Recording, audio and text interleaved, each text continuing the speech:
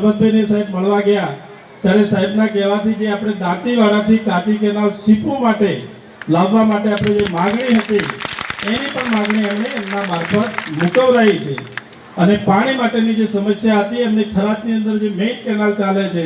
એમાંથી થરાદ તાલુકાના ગામો અને બાકીના આખો વિસ્તાર આપણા ધાનેરાના તાલુકાના મોટા ભાગના ગામો સંકળાઈ જાય એવી 1411 કરોડ રૂપિયાની સૈદ્ધાંતિક મંજૂરી સાહેબના માધ્યમથી ખૂબ પ્રયાસ કરીને આપણા વિસ્તાર માટે આવનારા ભવિષ્યમાં પાણી માટે સુખરૂપ થાય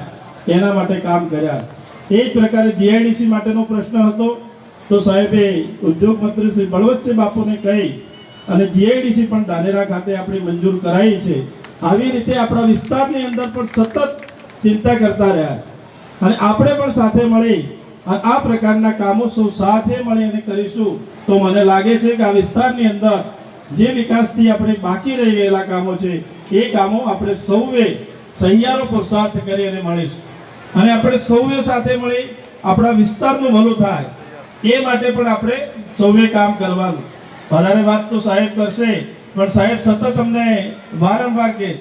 કે કંઈક ક્રિએટિવ કંઈક પ્રોડક્ટિવિટી વાળું કામ હોય એ કામ માટે તમે તમારો સમય ફાળવો અને લોકોને એમાંથી પ્રેરણા મળશે કે આજે તમે ધારાસભ્ય છો તો ધારાસભ્ય પણ કંઈક પ્રોડક્ટિવિટીમાં એનો સમય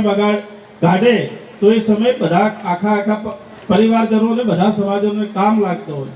ફક્ત આપણે ગામડાઓમાં જઈએ બેસડામાં જઈએ પ્રસંગોમાં જઈએ અને એમાંથી કંઈક પણ વેલ્યુ એડિશનનું કામ થાય નહીં આપણો સમય પૂરો થઈ જાય ત્યારે એક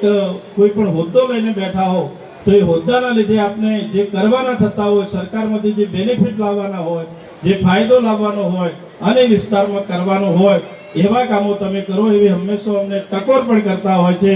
ત્યારે આજના તબક્કે આપ સૌએ અમને સાંભળ્યા અને ચેરમેન શ્રીએ પણ અમારું જે